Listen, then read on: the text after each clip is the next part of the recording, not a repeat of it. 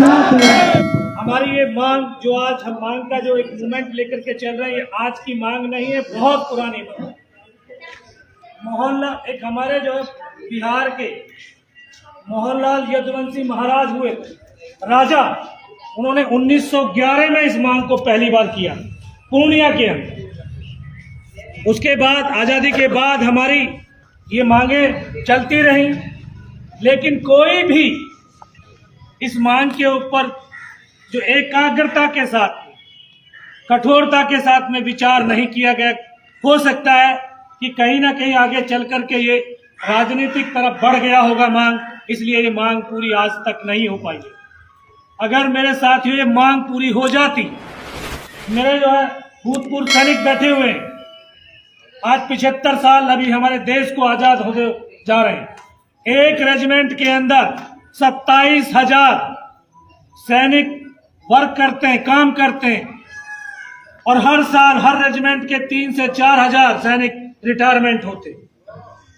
और अगर 75 साल से हमारी रेजिमेंट होती तो 75 इंटू 4 कर लो साहब, 1 करोड़ परिवार को रोजगार मिल गया होता। जय यादव!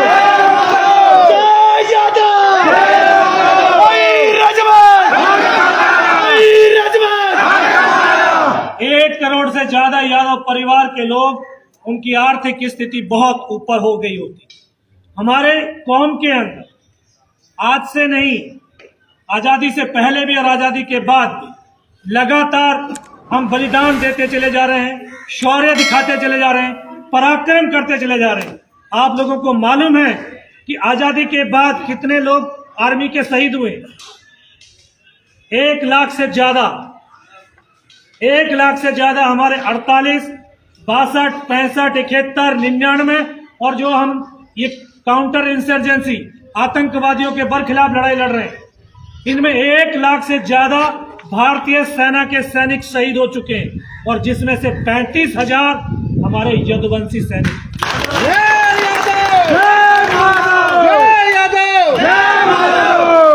जबकि हम बहुत कम संख्या में हैं, क्योंकि रेजिमेंटों के अंदर 80+20 जिस कास्ट का, जिस क्षेत्र का और जिस कौम का रेजिमेंट होता है, उनकी 80% स्ट्रेंथ उसी की होती है, और 20% अदर कास्ट।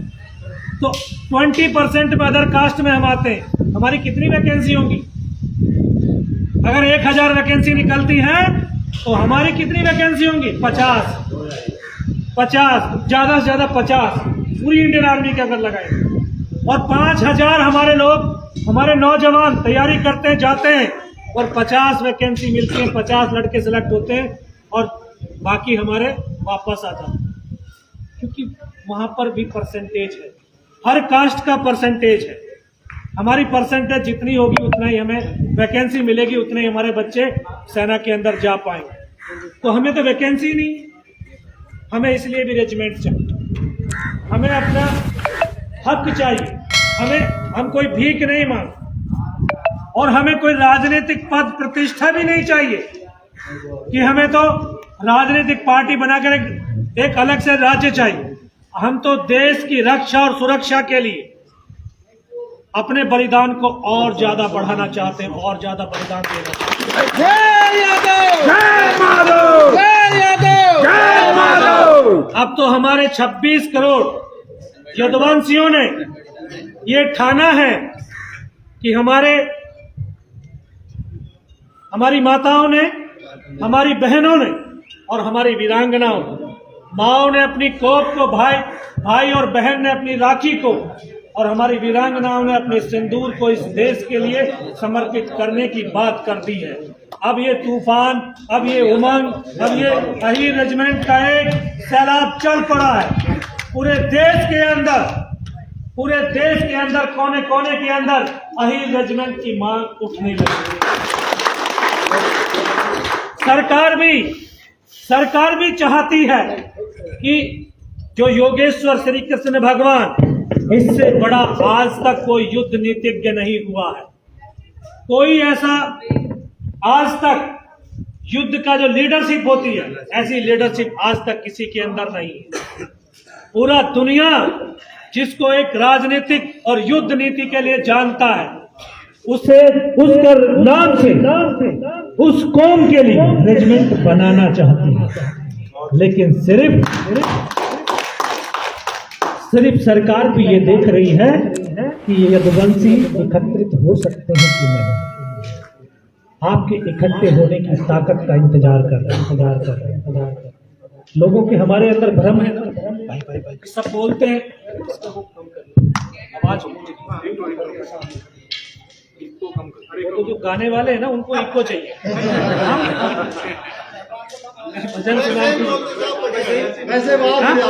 वैसे ठीक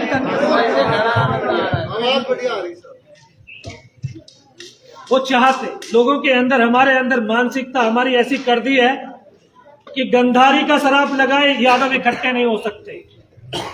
कोई गंधारी का शराब है ही नहीं। ये हमारे मन मस्तिष्क के अंदर भ्रम डाल दिया। हम यादव है, इकट्ठे हो सकते और इकट्ठे हो रहे। बस ये सरकार को दिखाना है। इसीलिए देश के कोने कोने के अंदर जो समाज ने मुझे जिम्मेदारी दी है, उस समाज की जिम्मेदारी को लेकर के जा रहा हूँ। अपने यादव परिवारों के साथ में जा रहा हूँ। बिहार के अंदर अभी गया था। जो हम दिल्ली के आसपास के लोग रहते हैं, हमारी तो आर्थिक स्थिति बहुत अच्छी है, लेकिन बिहार के अंदर गए तो वहां हमारे यादव परिवारों की आर्थिक स्थिति बहुत दयनीय है। बहुत हम पिछड़े हुए हैं वहां। अगर हमारा ये रेजिमेंट बनता है तो एक साथ 1 लाख इस यादव कौम को रोजगार मिल सकता है। जोगिंदर जी आप संघर्ष करो, हम तुम्हारे साथ हैं। जोगिंदर जी आप संघर्ष करो, हम तुम्हारे साथ हैं। जोगिंदर जी आप संघर्ष करो, हम तुम्हारे साथ हैं। जय यादव, जय माधव, जय यादव, जय माधव।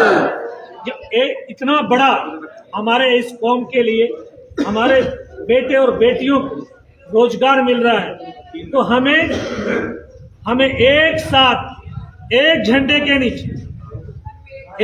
के नीचे संयुक्त अहीर रेजिमेंट मोर्चा, उसके साथ हमें आवाज उठानी पड़ेगी और एक साथ कंधे से कंधा मिला करके, जैसे सैनिक जब बॉर्डर पे चलता है लड़ाई के लिए, तो वो अकेला नहीं चलता है, बल्कि पूरा राष्ट्र उसके साथ चलता है और एक दूसरे के ऊपर विश्वास और भरोसे के साथ में वो सैनिक युद्ध लड़ता है। तो इसी तरह से ये एक बहुत बड़ा संग्राम है, बहुत बड़ा युद्ध है। तो इस युद्ध को लड़ने के लिए जो आपके बेटे, जो आपके भाई आगे बढ़ रहे हैं, तो मैं समाज के तमाम वर्गों से यही निवेदन करने के लिए आया हूं कि उनका कंधे से कंधा और कदम से कदम मिला करके उनका आशीर्वाद दीजिए, उनको सपोर्ट दीजिए, उनको सहयोग दीजिए, उनको ताकत दीजिए, ताकि उनके कदमों के अंदर वो ताकत आए और हमारा जो लक्ष्य है अहीर रेजिमेंट, हम उसको प्राप्त कर सकें। जय यादव।